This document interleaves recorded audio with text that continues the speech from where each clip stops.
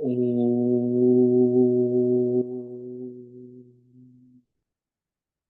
नमो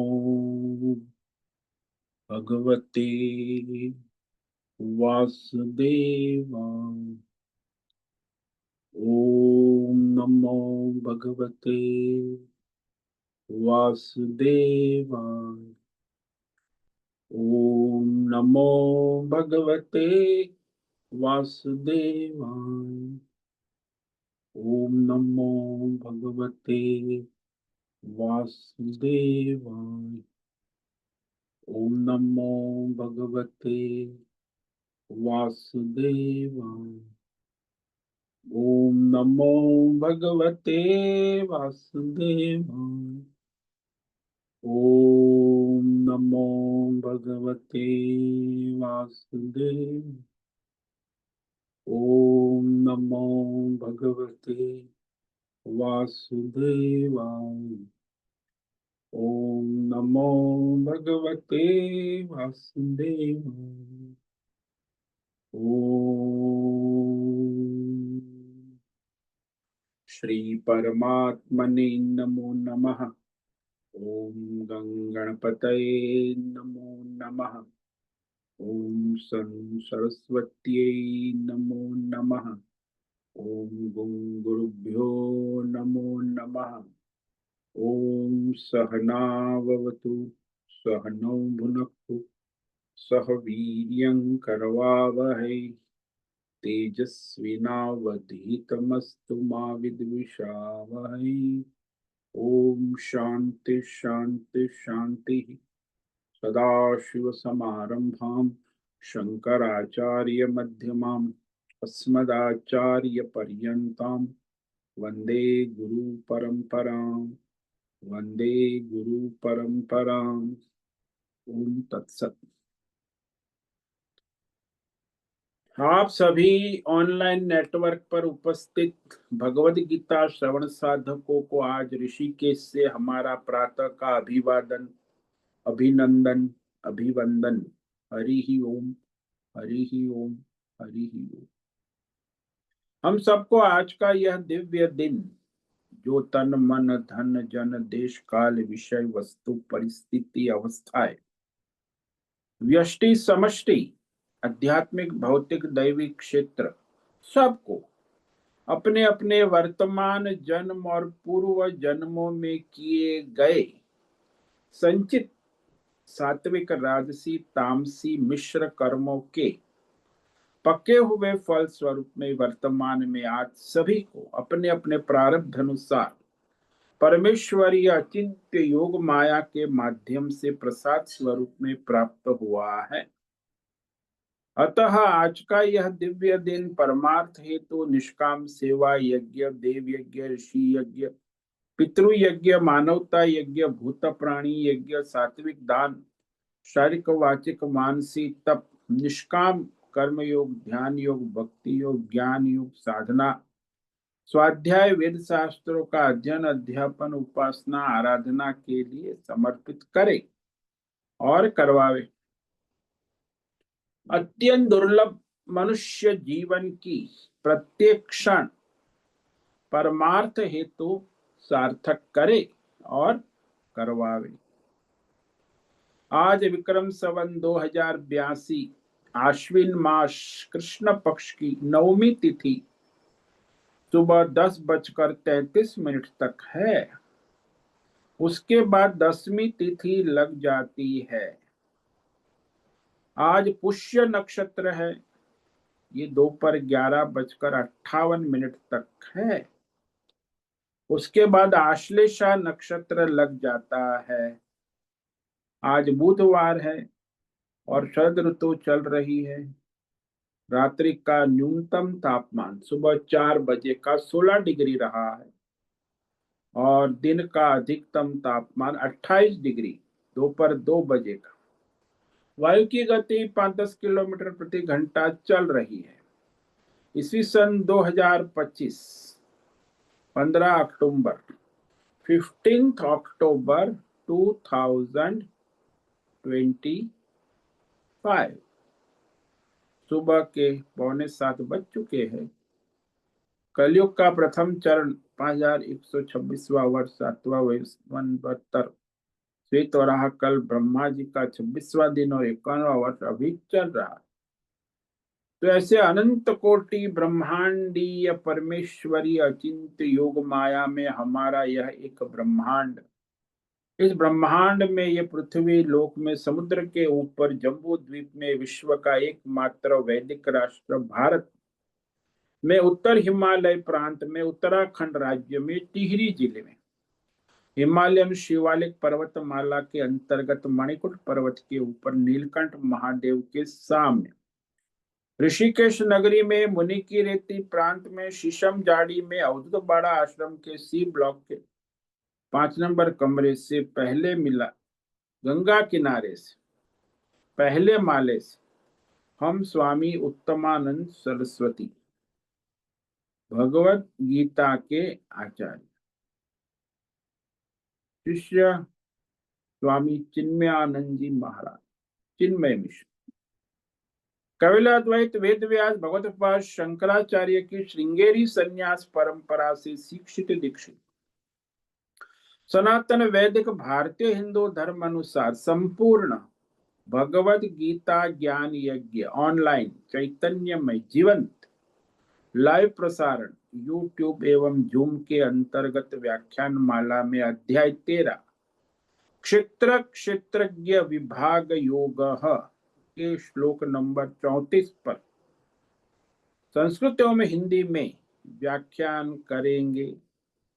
दिव्य पवित्र सरल व्यावहारिक सटीक पूर्ण वर्ण अक्षर पद वाक्य पंक्ति श्लोक अध्यायों की संगति संधि अन्वय शब्दार्थ वाक्यार्थ भावार्थ रहस्यार्थ के यथार्थ तात्पर्य सहित वैदिक शास्त्र वेदव्यास साहित्य शंकर भाष्य एवं परंपरागत 10 सन्यासी आचार्यों की टीका टिप्पणी सहित आज का यह भगवद गीता व्याख्यान करेंगे। कृपया आप सभी श्रद्धा भक्ति ध्यान से परिपूर्ण होकर के यह दिव्य श्रवण साधना करे, इसमें से कुछ ग्रहण करे, कुछ धारण करे, कुछ अपने जीवन में चरितार्थ करे और उसमें निरंतरता लाए। अपनी अपनी आध्यात्मिक भौतिक दैवी अशांति द्वंद्व मोह विक्षेपों से रहित होकर के भगवान से परम निरंतर तो निरंतरता ले भगवत चिंतन में ये जो दिव्य श्रवण साधना करे, इसमें से कुछ ग्रहण करे, कुछ धारण करे, कुछ अपने जीवन में चरितार्थ करे और उसमें निरंतरता लाए।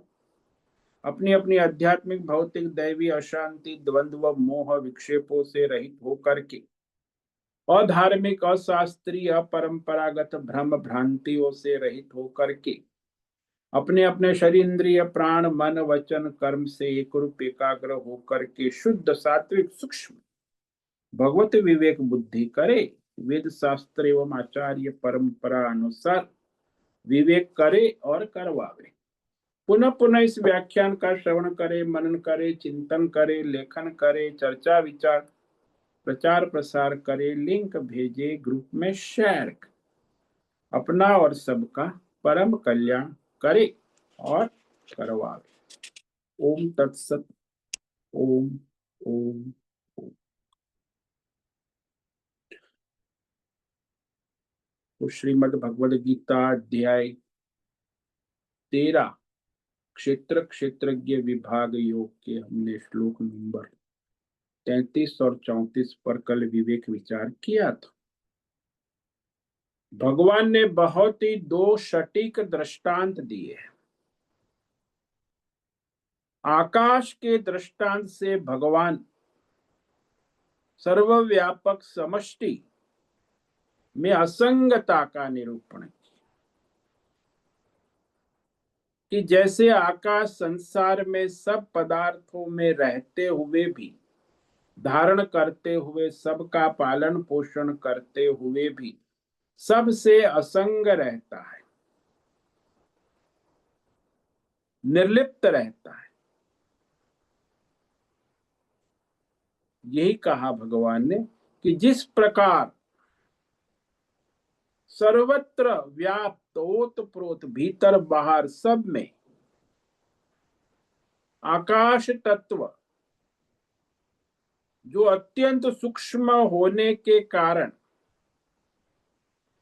संसार के किसी भी विषयों में लिप्त नहीं होता, यानी निर्लिप्त, अलिप्त रहता, असंग रहता, किसी से कोई संबंध नहीं रखता। संबंध रहित संबंध है, क्योंकि उसके बिना कोई अपना कार्य नहीं कर सकता। तो वह आकाश वायु को धारण करता है, अग्नि को, जल को, पृथ्वी के सारे विषय पदार्थों को, सभी जीवों को, 84 लाख, सभी योनि में, सभी देश काल विषय में उपस्थित होते हुए भी वो किसी भी विषय से लिप्त नहीं हो। ठीक इसी प्रकार जो वर्तमान शरीर में प्रारब्ध अनुसार जो विवेक करता है कि सर्वत्र सदा सब में उपस्थित परमात्मा, वो भी निर्गुण होने के कारण स्थूल सूक्ष्म शरीर और संसार के गुणों से लिप्त नहीं होता, बंधता नहीं है, घटता बढ़ता नहीं, उसकी मिलावट नहीं होती। तो इस तरह वह सारे संबंधों से रहित उपस्थित रहता है। यानी सारे देश काल विषय भौतिक अध्यात्म स्थूल सूक्ष्म कारण व्यष्टि समष्टि अनेक प्रकार के विभिन्न भेद भ्रम से वह भेद भ्रम वाला नहीं होता है। वह सबको सत्ता देता है, स्फूर्ति देता है और सबसे असंग रहता है। जैसे बिजली का करंट उपकरणों को सत्ता देता है, लेकिन उपकरणों से लिप्त नहीं हो, बंधता नहीं।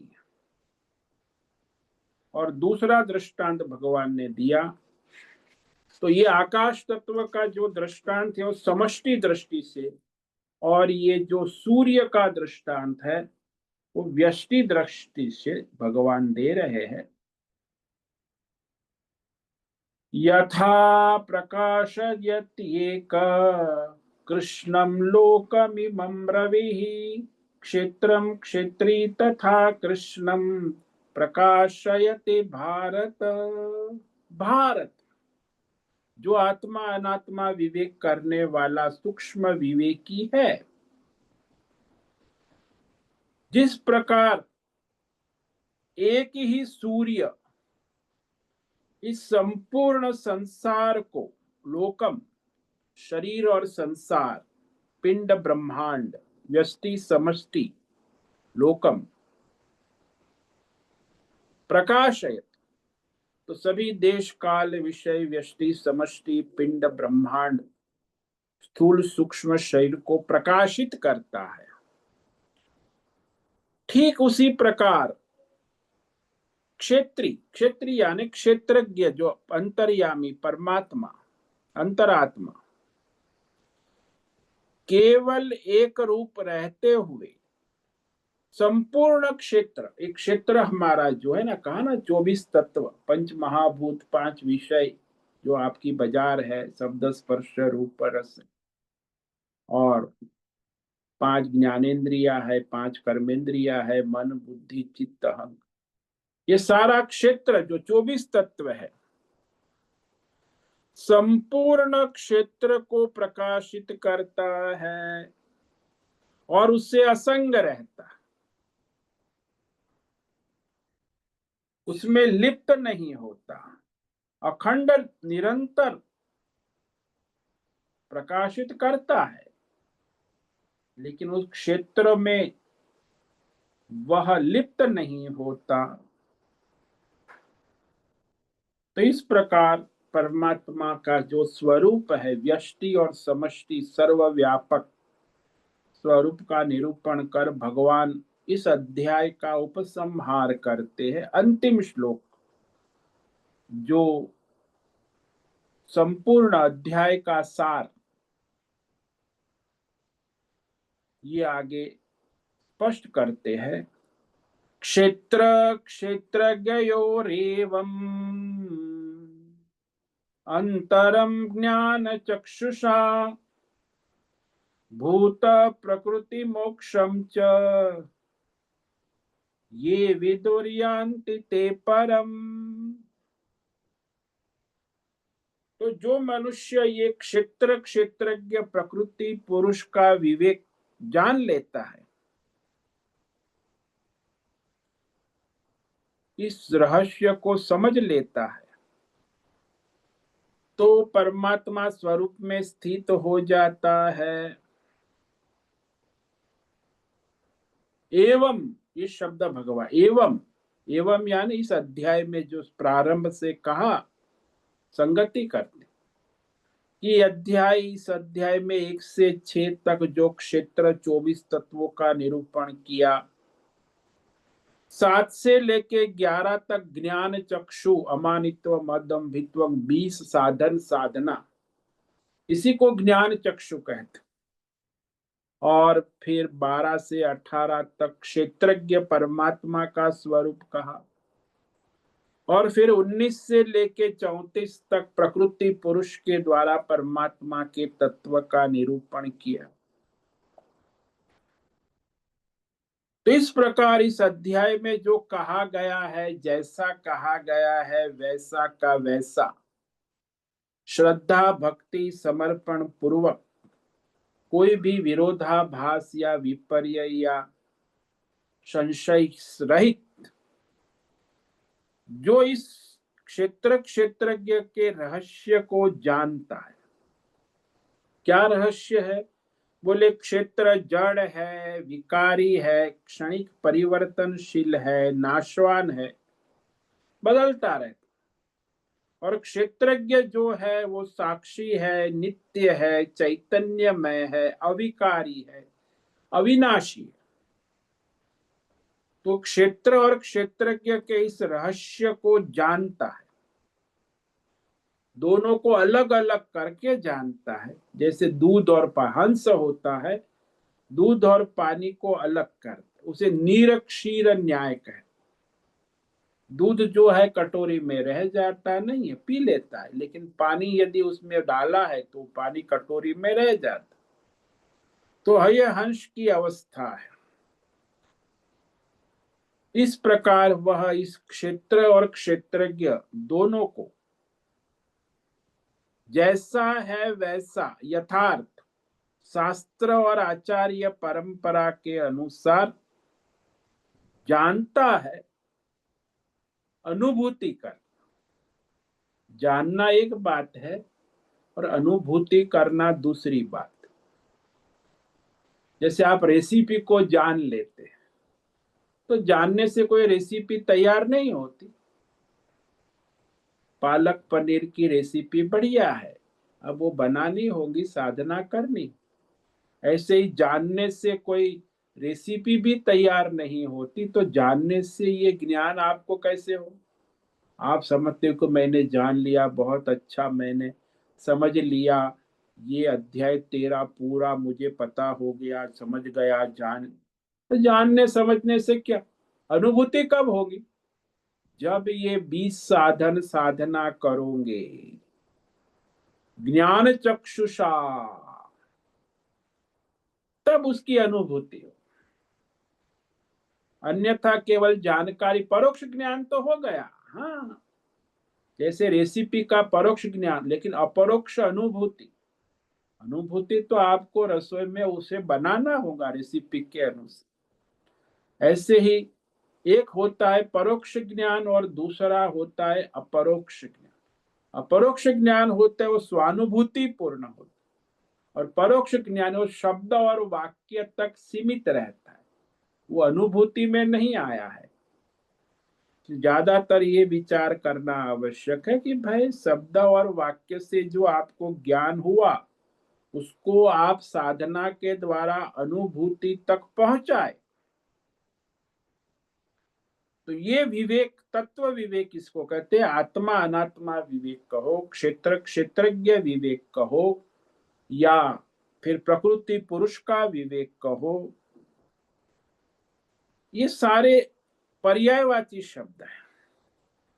सत्य और मिथ्या का विवेक कहो, और नित्य और अनित्य का विवेक करो, ये सब एक ही बात है। क्षेत्र जो है वो अनित्य है और क्षेत्रज्ञ नित्य है, वो तो आप देखते हो। तो इस तरह क्षेत्र क्षेत्रज्ञ के भिन्न कर रहस्य को जान लेता, कार्य सहित प्रकृति से मुक्त होने को जो जान लेता है, तो वह कैसे जानता है?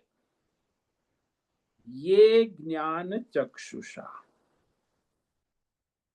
भाई त्रिगुणी माया से मुक्त होना, उसके लिए त्रिगुणी विकार सहित उत्पत्ति स्थिति लय जो है सदा सर्वत्र सब में, वो मूल तत्व क्षेत्रज्ञ परमात्मा को जो जान लेता है कि वो परमात्मा ही मैं हूं, तभी वो मोक्ष स्वरूप हो जाता।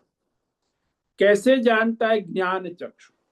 ज्ञान चक्षु कैसे प्राप्त होते? बोले पहले तो शास्त्र और आचार्य परंपरा से जानता है, और फिर उस 20 साधन साधना को करता है।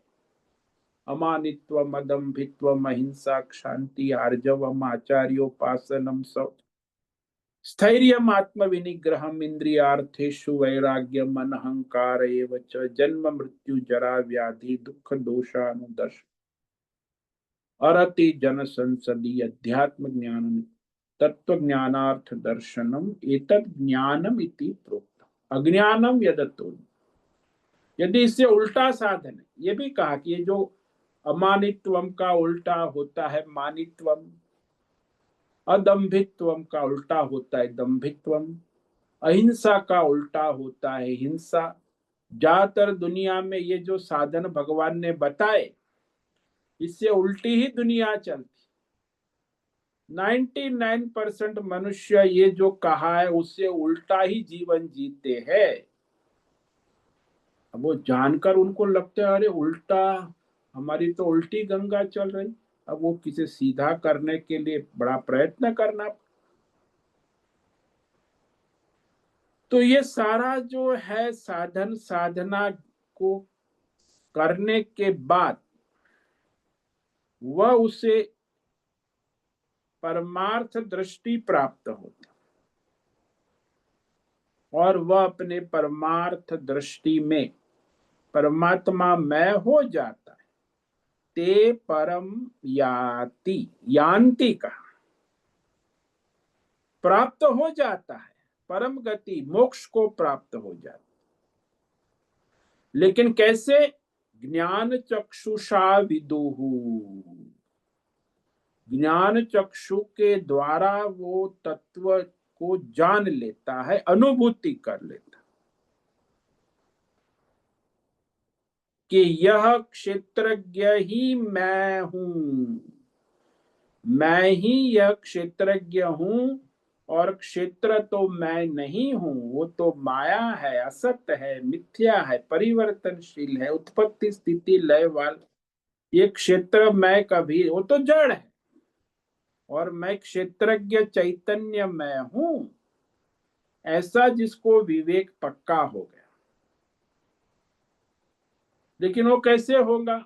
बोले शास्त्र, वेद शास्त्र, आचार्य परंपरा, उपदेश जनित ये जो आत्मज्ञान विवेक दृष्टि, तो दो बात हो गई यहाँ। पहले तो उसे अपनी साधन साधना का ज्ञान होना, और वो साधन साधना के बाद जो साध्य परमात्मा है उसका आत्मबोध, इस प्रकार वह अपने आत्म स्वरूप में स्थित होता,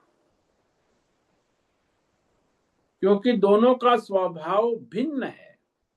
क्षेत्र जड़ है और क्षेत्रज्ञ साक्षी चैतन्य है।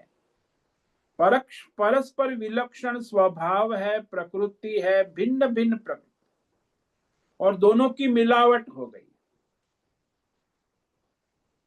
जैसे दूध और पानी दोनों की प्रकृति भिन्न है, लेकिन जब मिलावट हो जाती है तो पता ही नहीं चलता कि इसमें दूध कितना है और पानी कितना है।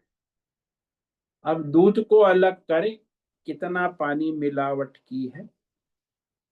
ऐसे ही एक क्षेत्रज्ञ की मिलावट हो, उस मिलावट को ही अज्ञान कहते हैं। उस मिलावट को अलग करना, तब वो आत्मज्ञान होता। आत्मा अनात्मा विवेक से ये जो क्षेत्रज्ञ की मिलावट को अलग अलग रूप में समझना, जानना, तब वो अज्ञान की निवृत्ति होती और वह अपने क्षेत्रज्ञ साक्षी चैतन्य स्वरूप परमात्मा का अपरोक्ष अनुभूति, यानी परमात्मा तत्व को प्राप्त कर लेते। भगवान ने स्पष्ट कहा, यान्ति। यान्ति का मतलब है प्राप्त कर लेते हैं, प्राप्त हो जाते हैं कि मैं ही परमात्मा स्वरूप हूं। तो इस तरह यह क्षेत्रज्ञ का विवेक बड़ा सूक्ष्म है, और उस विवेक को होना और उसमें दोनों को अलग करना और फिर क्षेत्रज्ञ में स्थिति होना, ये सारी प्रक्रिया है, वो ज्ञान चक्षु के द्वारा वो सिद्ध होती। तो वास्तव में देखा जाए तो आप देखते हो कि क्षेत्र जो है वो हमेशा सदा सर्वत्र सबके अंदर परिवर्तित होता है, एक समान नहीं रहता, परिणामी है, विकारी है। आपका शरीर ले लो, आपका मन ले लो, आपकी बुद्धि ले लो, सारा परिवर्तन। फिर आपका संसार ले लो, आसपास सारा का सारा प्रकृति जो है त्रिगुणी माया देश काल विषय, ये निरंतर परिवर्तनशील है, परिणामी है, कार्य कारण में परिणमित होता रहता है, विकारी। इसलिए क्षेत्र मेरा स्वरूप नहीं हो सकता। तो क्षेत्रज्ञ क्या है? क्षेत्रज्ञ वह है जो सारी प्रतीतियों के अंदर बाहर साक्षी चैतन्य रूप में ज्ञान स्वरूप से नित्य उपस्थित रहता है, उपस्थित भी रहता है और असंग भी रहता है, अखंड भी रहता है। इसलिए यहाँ एवं शब्द का प्रयोग कहा कि एवं, ये अध्याय में जो कहा है इस अनुसार परमात्मा तत्व स्वरूप जैसा बतलाया गया है वैसा का वैसा क्षेत्र का स्वरूप भी बतलाया है। श्लोक नंबर 1 से 6 वो जैसा है वैसा 100%। और फिर क्षेत्रज्ञ को जानने के लिए तो वो 20 साधन आवश्यक है, इसलिए भगवान ने फिर 7 से 11 तक 20 साधन बताए, अमानित्व मदम्भित्व। और उसके बाद क्षेत्रज्ञ का स्वरूप बताया, उसमें स्थिति बताई। तो इस तरह वह साधन, साधना और साध्य, तो आपके पास जो साधन है वो क्षेत्र है, और साधना है ये 20 साधन अमानित्व मदम, और साध्य है क्षेत्रज्ञ। तो इस तरह मनुष्य उस साध्य को कैसे सिद्ध करेगा, कैसे जानोगे? ज्ञान चक्षुषा, क्षेत्रज्ञ को अलग अलग करके विवेक करके जानोगे।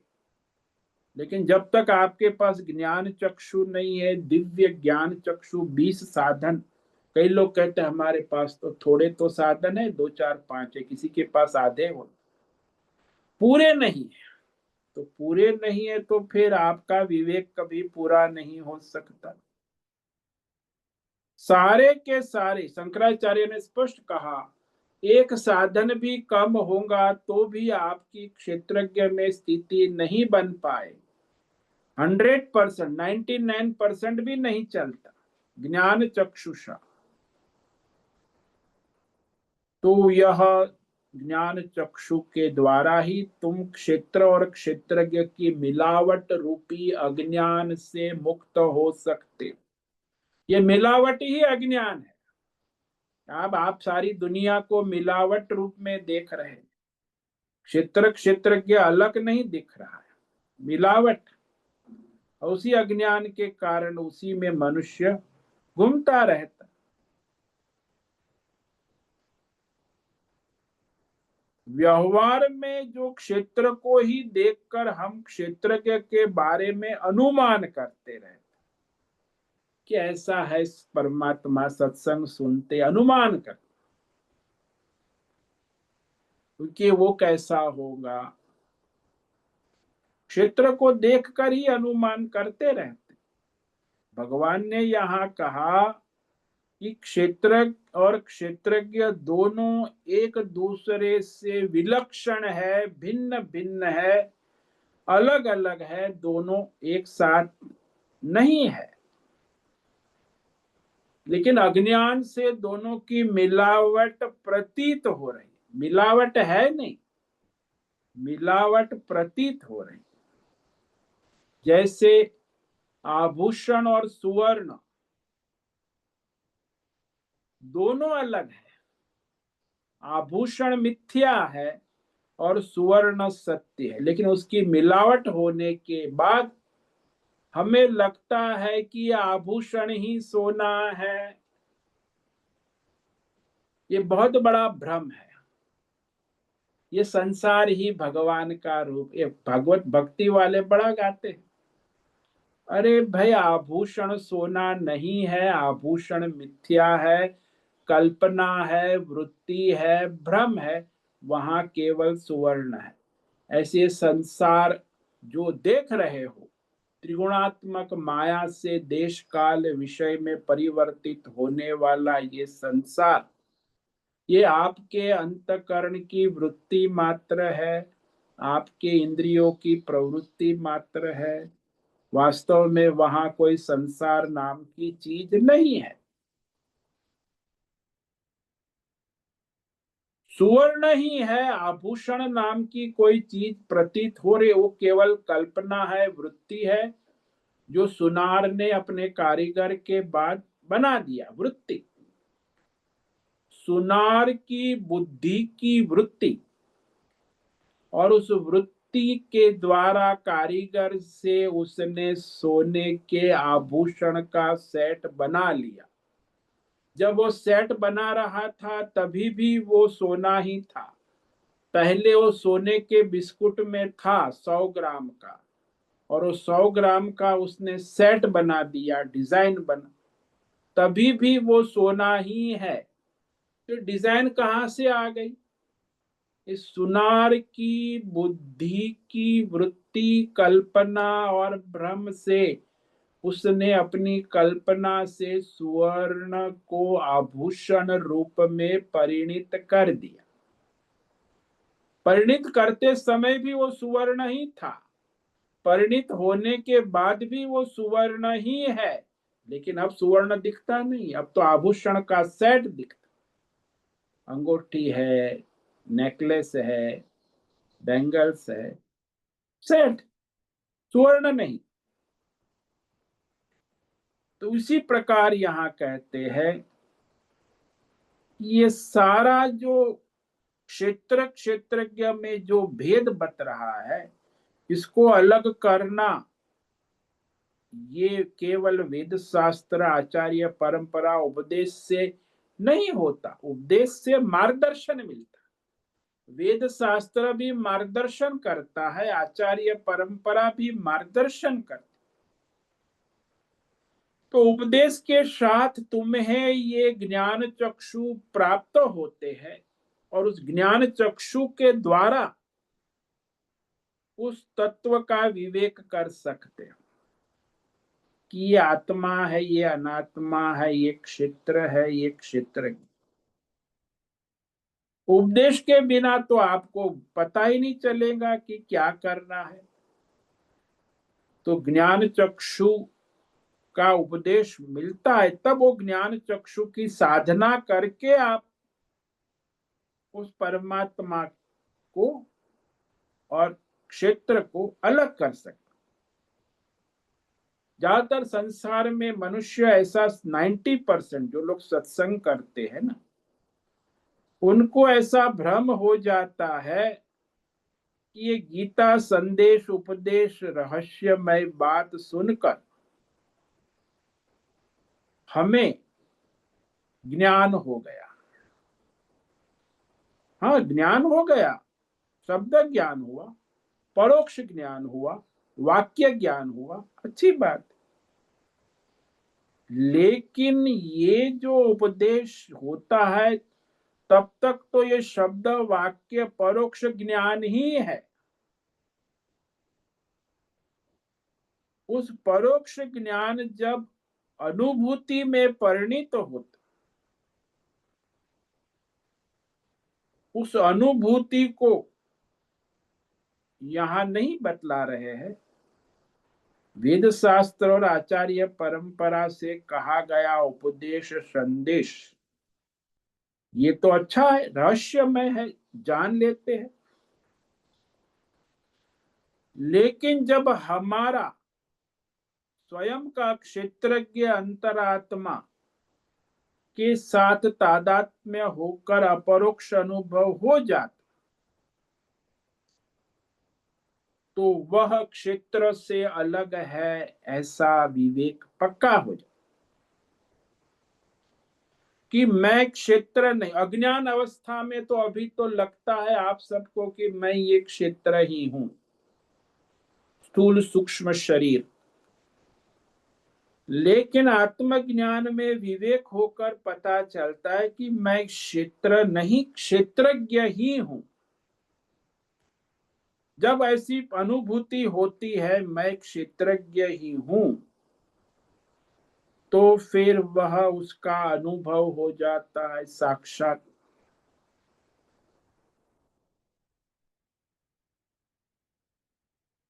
जब आप रास्ते में जा रहे थे, दृष्टांत ले लो कि विष्णुदत्त और देवदत्त, विष्णुदत्त यज्ञदत्त समझ लो, यज्ञदत्त और देवदत्त पिता और पुत्र जा रहे थे। तो रास्ते में विष्णुदत्त मिल गया। विष्णुदत्त ने कहा, अरे यज्ञदत्त ये कौन है? अरे ये देवदत्त मेरा बेटा है, मेरा बेटा देवदत्त, मेरा पुत्र। अच्छा अच्छा, आपके जैसा ही लगता है। तो उसके बेटे ने कहा, देवदत्त ने, हाँ ये मेरे पिता यज्ञदत्त है। अब पहली बार परिचय हो रहा है ना विष्णुदत्त को। यज्ञदत्त को तो जानता है, लेकिन देवदत्त को पहली बार देखा। अरे तेरा बेटा आज देखा मैं। तो उसके साथ श्रीमती भी थी। श्रीमती ने कहा कि ये मेरे पति यज्ञदत्त है और ये मेरा पुत्र देवदत्त है। तो फिर उसने भी देवदत्त का परिचय कराया। तभी पता चला कि ये देवदत्त जो है श्रीमान और श्रीमती यज्ञदत्त का पुत्र है। ये प्रतीति हुई पहली बार। यह नहीं कह रहे कि भाई यज्ञदत्त ने अपना पुत्र देवदत्त कहा, इसीलिए यह देवदत्त। लेकिन हमें पहली बार परिचय हुआ कि ये यज्ञदत्त का बेटा देवदत्त है। अब वो देवदत्त हमारे से मिलजुल गया, देवदत्त के साथ हमारी दोस्ती हो गई, देवदत्त आने लगा, मित्रता हो गई, आत्मीय मित्रता। 5 साल के बाद जब देवदत्त के बारे में पूछा यज्ञदत्त ने, तो कहते अरे अब तो मैं आपके बेटे को अच्छी तरह जानता हूं। देवदत्त बहुत ही सरल, मिताभाषी, आपका पुत्र बड़ा सरल है। जब पहली बार यज्ञदत्त ने कहा था कि ये देवदत्त है, तब भी आपने जाना कि ये देवदत्त है, लेकिन उसके साथ कोई अनुभूति नहीं हुई, केवल परोक्ष शब्द जाना, ये देवदत्त शब्द वाक्य, लेकिन वो शब्द अनुभूति में परिणित हो गया। 5 साल के बाद आत्मीय मित्रता के व्यवहार से देवदत्त आपका मित्र है, आत्मीय मित्र है, उसके बिना आपको चलता भी नहीं। उसको देखते हैं तो पता चलता है कि अरे ये तो मेरा आत्मीय मित्र है। अब वो देवदत्त भी नहीं लगता, तो उसका साक्षात आत्मीय अनुभव होता है। तब वो जो आत्मीय अनुभव है 5 साल के बाद, जो देवदत्त का मित्रता का आत्मीय, तो वह एकत्व हो जाता। वो अपना स्वानुभव, अपनी अपरोक्षानुभूति, आत्मीय मित्र एकत्व हो गया। तो ऐसे पहले 5 साल पहले वो माता पिता ने केवल परिचय कराया था कि ये देवदत्त, और बाद में हमारी अनुभूति पूर्वक हमने उससे आत्मीय मित्रता कर ली, तो अपना आत्मीय मित्र हो गया। अब वो स्वानुभूति पूर्ण हुआ ना। ठीक इसी प्रकार वेद शास्त्र आचार्य परंपरा हमें यह क्षेत्र क्षेत्रज्ञ अनात्मा और आत्मा का परिचय कराता कि ये है परिचय, भिन्नता का अंतर समझाते हैं शास्त्र आचार्य। तो एक क्षेत्र क्षेत्रज्ञ का विवेक कहो, आत्मा अनात्मा विवेक कहो, जब वो विवेक पक्का होने लगता है कि ये क्षेत्र मैं नहीं हूं, मैं क्षेत्रज्ञ हूं, तो वह कैसे अनुभव होता है?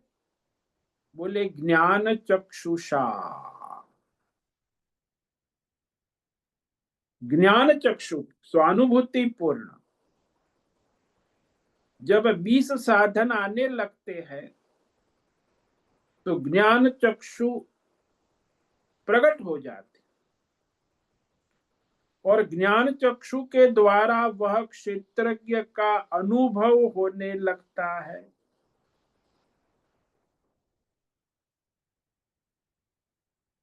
कि ये क्षेत्र मैं नहीं, मैं क्षेत्रज्ञ हूं। ये समझ लेना कि क्षेत्र क्षेत्रज्ञ कैसे सर्वथा भिन्न भिन्न पृथक पृथक है। क्षेत्र जड़ है, क्षेत्रज्ञ चैतन्य साक्षी है,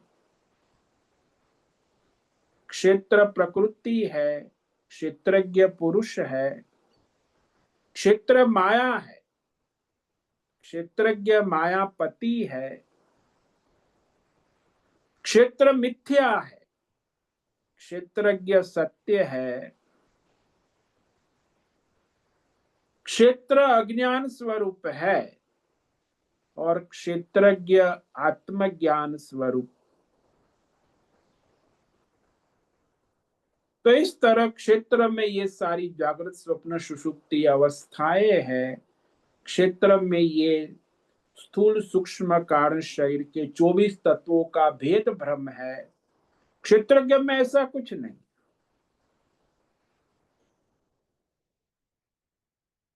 तो इस प्रकार वह दिव्य चक्षु कहो, ज्ञान चक्षु कहो, आत्म चक्षु कहो, इसके द्वारा 20 साधनों के द्वारा वह क्षेत्रज्ञ का अनुभव होता है, अपरोक्ष अनुभव।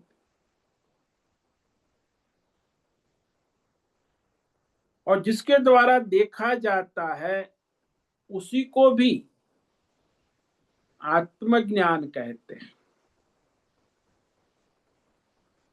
कि जिसके द्वारा हम आत्मा को देखते हैं, साक्षात अनुभूति का। और ये आत्मज्ञान भगवान ने कहा ज्ञान चक्षु 20 साधन। तो इस तरह यह समझ लेना कि क्षेत्रज्ञ कैसे सर्वथा भिन्न भिन्न पृथक पृथक ही है, लेकिन आपको मिलावट से हो गई, अज्ञान ही मिलावट करता है, अज्ञान से मिलावट हो गई है। और ज्ञान से दोनों भिन्न भिन्न अलग अलग विवेक होता, पृथक पृथक है। ये पृथक पृथक जानना, ये विवेक जो है वह मनुष्य को परमार्थ से जोड़ देता। क्योंकि ये सारा क्षेत्र में जो 24 तत्व गिनाया भगवान ने, वो सब त्रिगुणी प्रकृति माया अविद्या उपाधि से प्रतीत हो रहा है, काल्पनिक है। और इस प्रतीति का कारण ये क्षेत्रज्ञ की मिलावट है, अज्ञान है। और इस अज्ञान और मिलावट के कारण ही हम क्षेत्र और क्षेत्रज्ञों को एक रूप मान लेते हैं। मूल जो है क्षेत्रज्ञ अधिष्ठान परमात्मा से भिन्न न होकर भी भिन्न भिन्न प्रतीत होने लगा। तो जैसे सुवर्ण जो है वह भिन्न भिन्न आभूषण रूप में प्रतीत होता है, वैसे ही यहां ये क्षेत्र भिन्न भिन्न रूप में प्रतीत हो। क्योंकि क्षेत्र कहो, त्रिगुणी माया कहो, पंच महाभूत कहो, सब बात एक ही है। 24 तत्व ही त्रिगुणी माया का खेल है। तो ये त्रिगुणी माया को ही अज्ञान कहते, अविद्या, जिसके कारण ये संसार में जो सारा उत्पत्ति स्थिति लय, पुनः उत्पत्ति स्थिति लय आप देख रहे हो,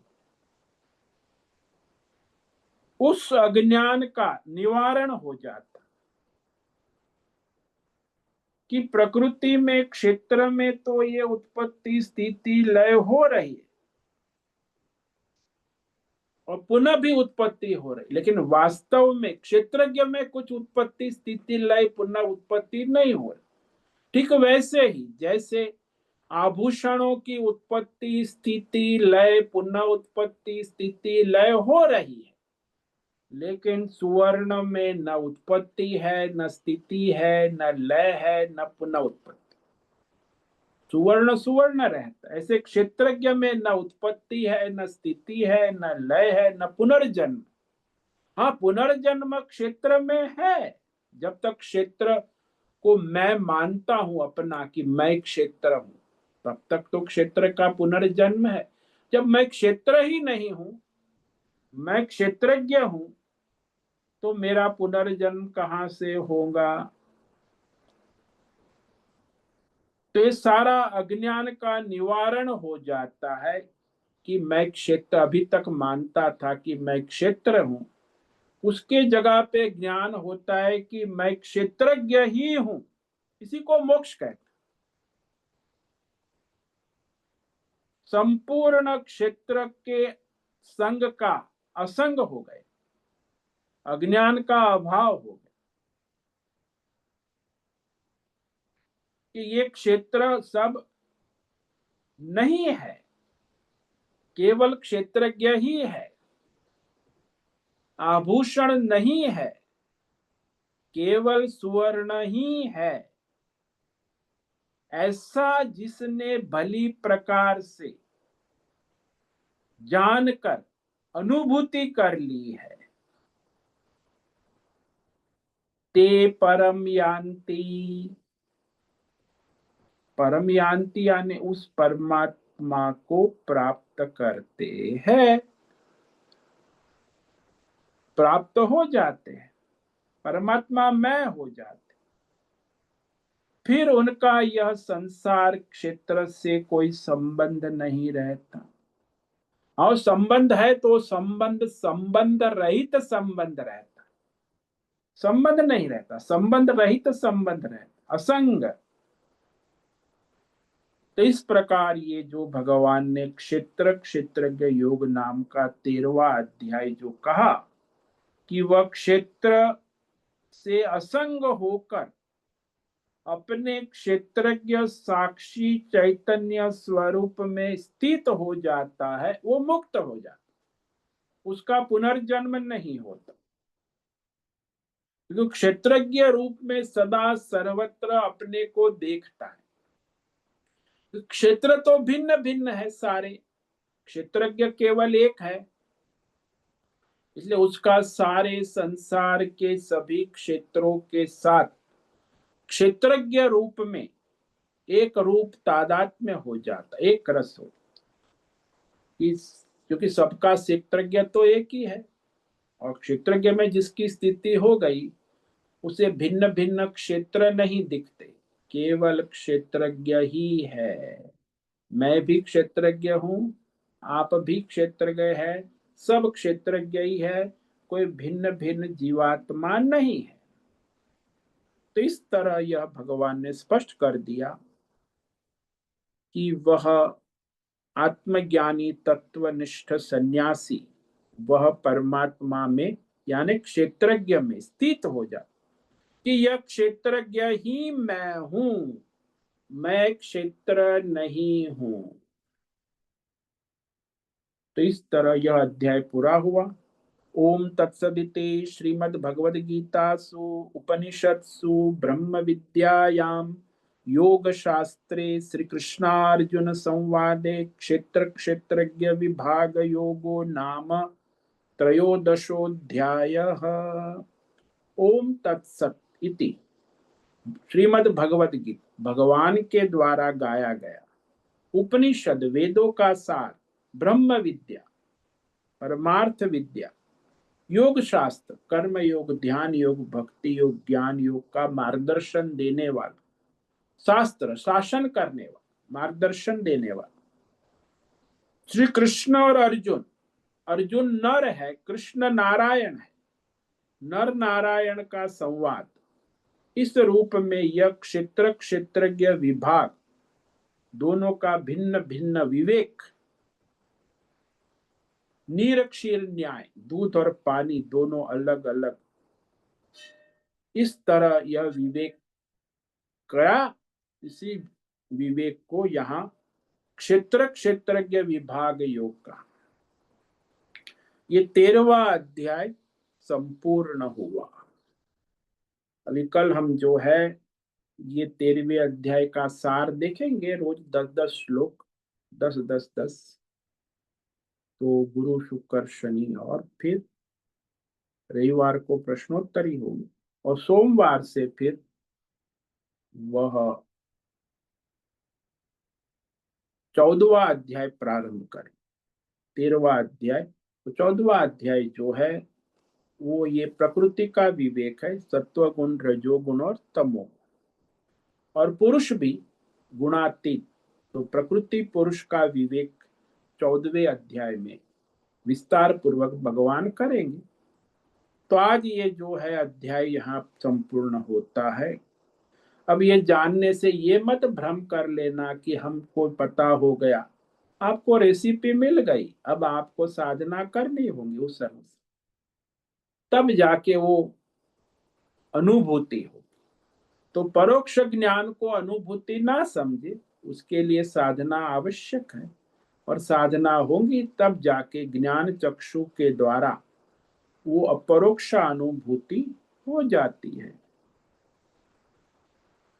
ओम नमो नारायणाय, ओम नमो नारायणाय, ओम नमो नारायणाय, ओम नमो नारायणाय, ओम नमो नारायणाय। कायेन वाचा मनसेन्द्रियैर्वा बुद्ध्यात्मना वा प्रकृते स्वभाव करोमि यद्यत् सकलं परस्मै नारायणायेति समर्पयामि। ओम सर्वे भवन्तु सुखिनः, सर्वे सन्तु निरामयाः, सर्वे भद्राणि पश्यन्तु, मा कश्चित् दुःखमाप्नुयात्, अस्तु मा सद्गमय, तमसो मा ज्योतिर्गमय, मृत्योर्मा मृतंगमय। ओम पूर्णमद पूर्णमिदं पूर्णात् पूर्णमुदच्यते पूर्णस्य पूर्णमादाय पूर्णमेवावशिष्यते। ओम शांति शांति शांति। शंकरं शंकराचार्यं केशवं बादरायणं सूत्र भाष्य कृतौ वंदे भगवन्तौ पुनः पुनः। ईश्वरो गुरुरात्मेति मूर्ति भेद विभागिनि व्योमवद्व्याप्तदेहाय दक्षिणामूर्तये नमो नमः। ओम गुं गुरुभ्यो नमो नमः। ओम तत्सत् ब्रह्मार्पणमस्तु। ओम ओम ओम।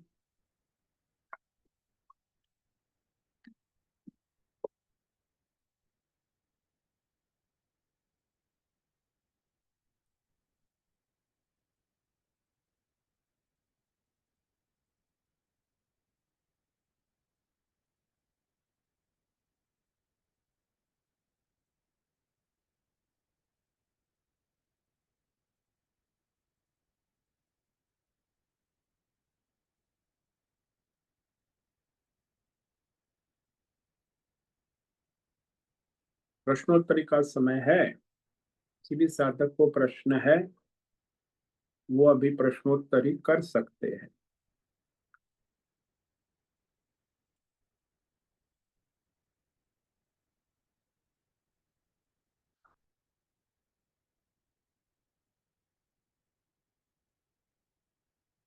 हरिओम हरिओम हरिओम स्वामी जी। हरिओम। बोलो बद्रेश। स्वामी जी, ये जो क्षेत्र है तो परमात्मा का ज्ञान के कारण ही निर्मित होता है ना। अरे भाई, आपको ये कहते हैं परमात्मा के ज्ञान से निर्मित नहीं होता, अज्ञान से नहीं, मिथ्या हाँ, ज्ञान। परमात्मा का ज्ञान से, हाँ। ज्ञान से नहीं, अज्ञान से। ज्ञान से, हाँ। हाँ परमात्मा का जो अज्ञान है हाँ, उसी में ही पूरा ये अज्ञान के कारण ये भ्रम पूरा ये भ्रम ही है। मिथ्या ज्ञान, ये सारा मिथ्या ज्ञान है। भौतिक क्या ज्ञान? आप जो कर रहे हो, क्षेत्र का मिथ्या ज्ञान। तो इसमें मूल तो क्षेत्र जो है परमात्मा का ज्ञान से ही उद्भव होता है। हाँ, अरे भाई, आप सुवर्ण के स्वरूप का अज्ञान होने से ही, मिथ्या ज्ञान से आभूषणों का संसार खड़ा हो जाता है। वहां आभूषण का संसार है ही नहीं, केवल सुवर्ण ही है। तो अज्ञान। क्षेत्र जो है उसको माया भी हम कह सकते हैं ना। हाँ, वो अविद्या कहो, माया कहो, त्रिगुणात्मक, अज्ञान कहो, भ्रांति कहो, भ्रम कहो, सब पर्यायवाची शब्द। हम्म। और जो क्षेत्रज्ञ है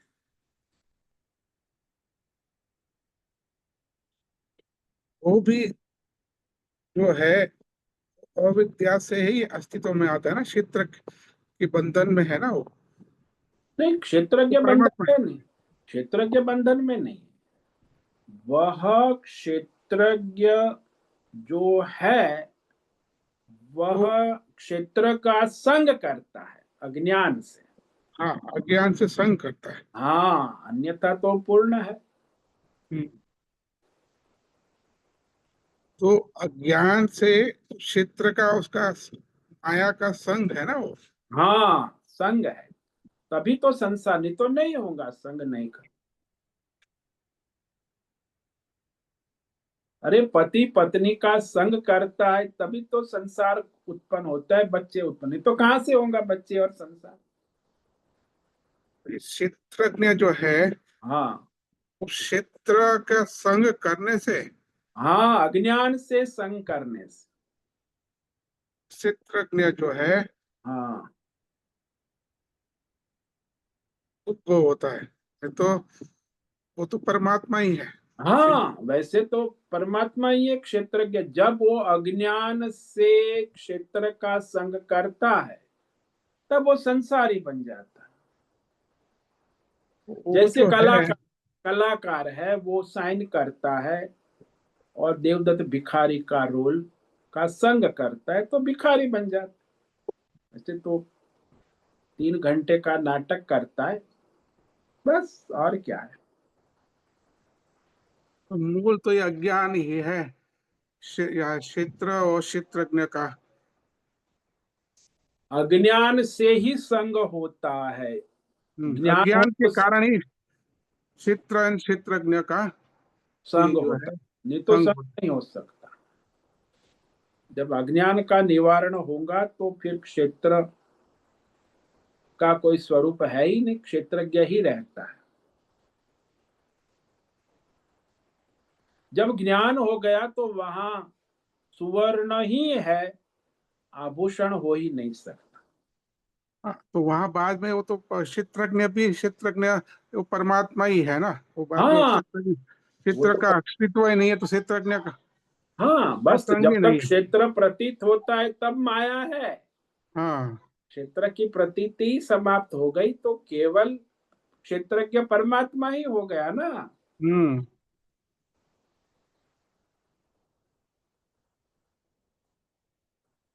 केवल अज्ञान से नहीं होता, वो तो अज्ञान से संग करता है तब हम्म संसार होता है, नहीं तो संसार नहीं हो सकता। तो ये जो माया है और बाद में दूसरा एक हमें जो कहते हैं लीला, ये दोनों में अंतर क्या है? लीला जो है वहां भी तो क्षेत्र अरे भाई, क्षेत्रज्ञ है। जब वो संग करके करता है तो माया बंधन में है, हाँ। और असंग रहता है तो लीला है। हम्म तो हम्म संग करता है तो बंधता है, असंग है तो मुक्त है। तो वहां संग करके माया में बंधता है, हम्म और असंग रहता है तो माया से मुक्त है, तो लीला है। जैसे दृष्टांत ले लो कि कलाकार देवदत्त भिखारी का संग करता है और भिखारी अपने को मान लेता है तो भिखारी पने में आ जाता है। लेकिन यदि वो देवदत्त भिखारी पात्र का संग नहीं करता, असंग रहता है और पात्र करता है तो लीला है। संग करके अपने स्वरूप को भूल जाता है तो फिर वह देवदत्त भिखारी बन जाता है। इसीलिए होता है संग करके देवदत्त भिखारी हूं, भिखारी ही हम्म हूं, हम्म ऐसा वो अज्ञान से बंध जाता है। हम्म तो फिर वो संसारी बन जाते, सुखी दुखी होने लगते। और पात्र का संग नहीं करता है, हम्म असंग रहता है तो कलाकार ही रहता है, और पात्र केवल आभास लीला मात्र है। उसका उसे पाप पुण्य सुख दुख नाम से कोई संबंध नहीं है, वो तो मिथ्या है ना। देवदत्त भिखारी ही मिथ्या है, उसका पात्र ही मिथ्या है, असत है। हम्म तो उसके सुख दुख भी मिथ्या है, उसके जन्म मरण भी मिथ्या, सब असत्य है, तो वहां कहाँ उसका हम्म।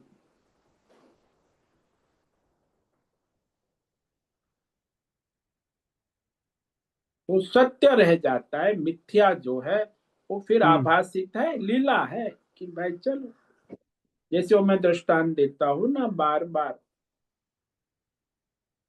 कि वो पोता और दादा दोनों क्रिकेट खेल रहे हैं, तो दादा का खेल जो है वो लीला है, मिथ्या है, लेकिन पोता के लिए तो वो सत्य है। आउट होता है तो परेशान हो जाता है, बंधन में आ जाता है, दुखी हो जाता है, क्योंकि वो उसने संग किया है। पोता ने क्रिकेट के खेल के साथ संग किया, इसीलिए वो सुखी दुखी होता है। दादा ने क्रिकेट के खेल के साथ संग नहीं किया है, असंग है और खेलता है, तो उसे सुख दुख नहीं होता। दोनों खेल रहे क्रिकेट, पोता भी खेल रहा है, दादा भी खेल रहा है। एक सुखी दुखी हो रहा है, एक खुश प्रसन्न हो रहा है। उसे सुख दुख, आउट हो गया, हो आउट हो गया, अरे, तो उसको दुख नहीं है, शोक नहीं है। पोते को शोक है, दुख है, अरे मैं आउट हो गया, दादाजी ने मुझे आउट कर दिया, तो परेशान है। दोनों खेल रहे क्रिकेट। ऐसे ही आत्मज्ञानी भी संसार का खेल खेल रहा है और अज्ञानी भी। अज्ञानी है वो सुखी दुखी होता है, जन्म मरण के चक्र में घूमता रहता है, और आत्मज्ञानी है वो असंग रहता है, न सुखी है न दुखी है, न जन्म है न मरण है। उसी को तो मोक्ष कहते हैं।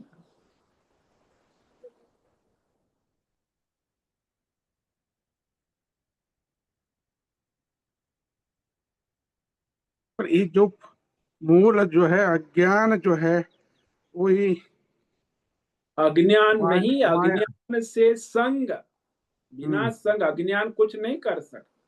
जब वो संग करता है तब, अरे वो कलाकार साइन करता है, वो साइन करना वो अज्ञान है। और फिर वो कॉस्ट्यूम का संग करके, स्टेज का संग करके फिर सुखी दुखी होता है। अब वो साइन ही नहीं करता है, कला पात्र का संग ही नहीं करता है, तो सुखी दुखी कहां से हो।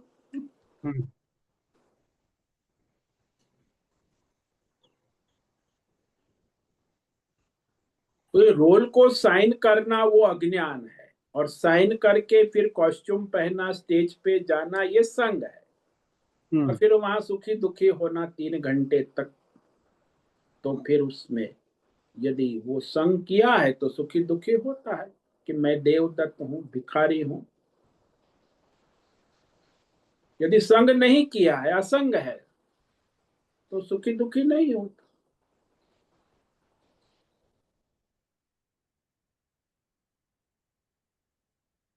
हाँ स्वामी जी, क्लियर हुआ। बहुत बहुत धन्यवाद। ओ ओम नमो नारायणाय। नारायणाय।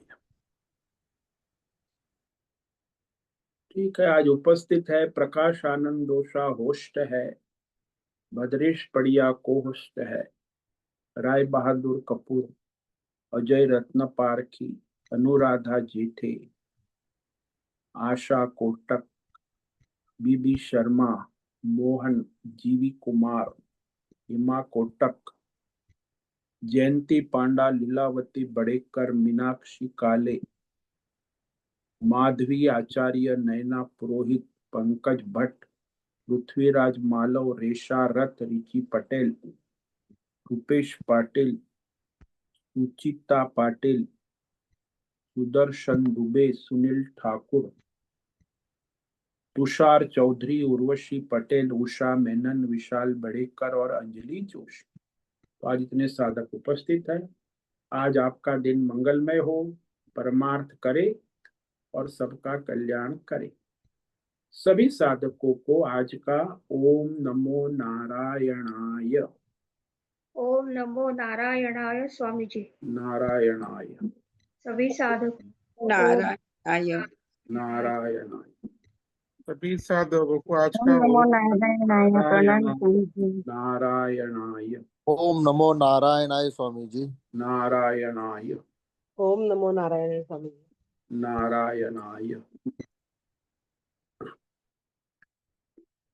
उससे ओम निवेदन, नमो नारायण स्वामी जी। नारायणाय। आज का दिव्य सत्संग हम यही पूर्ण करते हैं। सभी साधकों को ओम नमो नारायणाय। सभी ओम साधकों नमो को नारायण। ओम नमो नारायण स्वामी जी।